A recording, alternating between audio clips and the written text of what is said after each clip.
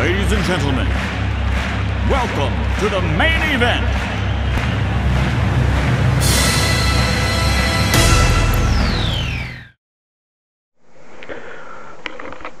Well, hi guys. Today is Wednesday, December 16th, 2009, or December 19th, 2009, I think. Oh well, anyway, I'm doing a how-to. Several people have requested it, so I figured today would be the day. Many of you guys saw my previous how-to showing you how to flash third-party firmware onto your Linksys WRT54G router. Well, for sanity's sake, we're going to use the same router today, but first off we're going to use the Linksys firmware. Now, there's two ways you can do this.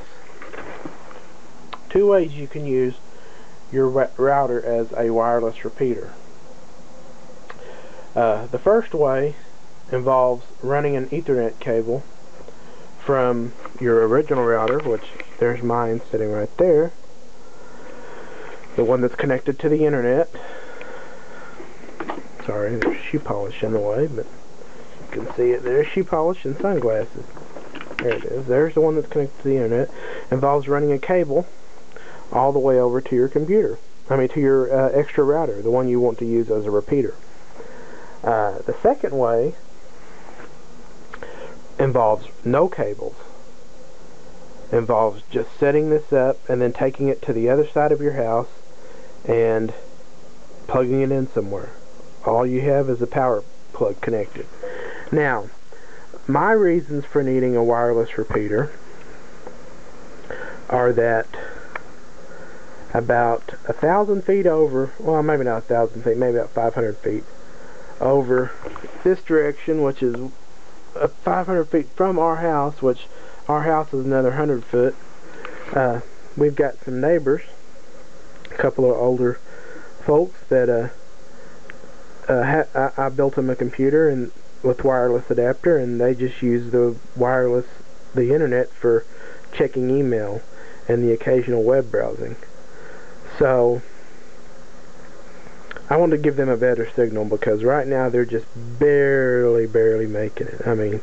Signal quality is poor to very poor, and a lot of the times they just can't get a connection whatsoever. So with this wireless repeater set up properly and put on the other side of the house, they'll hopefully get some better reception. Now, every advantage has a disadvantage. The disadvantage to using method number 2, the completely wireless option, is that whenever someone connects to this second router via wireless, via their wireless adapter, their potential speed is going to be cut in half. Their potential internet download speed. So,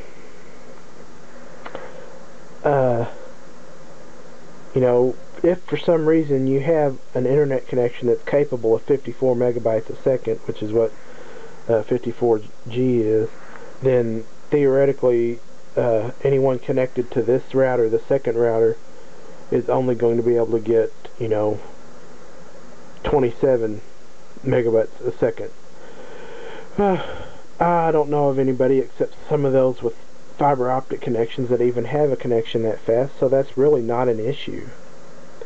But if you're worried about file transfer speeds and you want the best possible connection, then your only possible action is going to be to run a really long Ethernet cable to the other side of your house, or wherever you're going to end up placing this router to act as a range extender or a wireless repeater, and run it all the way over to wherever you're going to do that.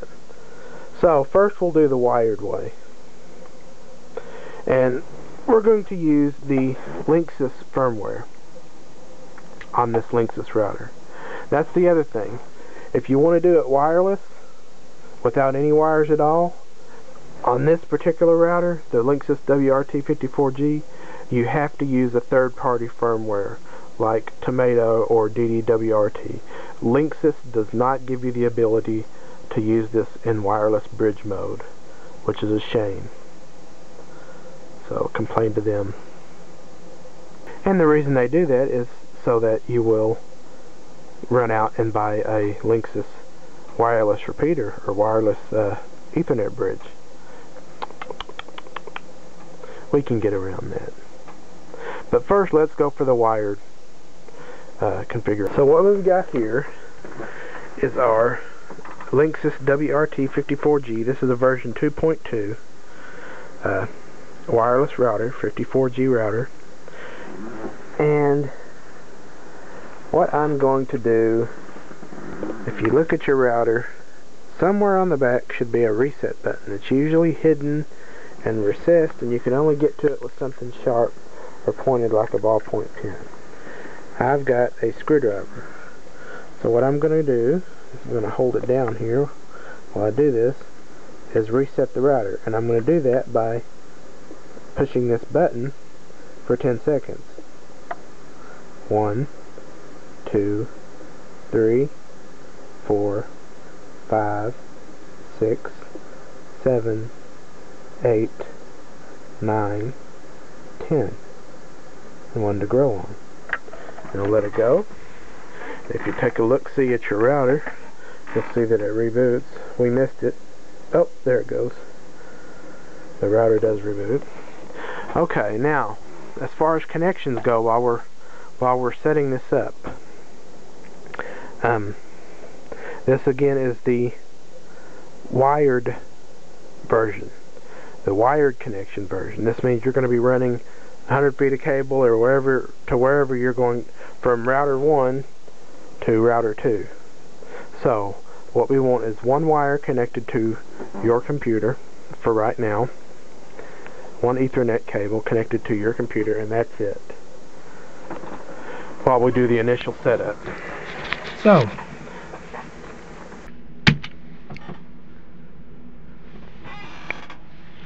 now we're going to open up our internet browser now that our router is connected to the computer, and we're going to go to the default web address for this router, which this is a Linksys router, so I happen to know that it's 192.168.1.1. There we go. Now it's going to ask us for a username and password, and the default username and password on Linksys routers is, the username is root and the password is admin, ADMIN. So I'm going to go in, and here you can see I'm at the Linksys setup screen. So the very first thing that I'm going to do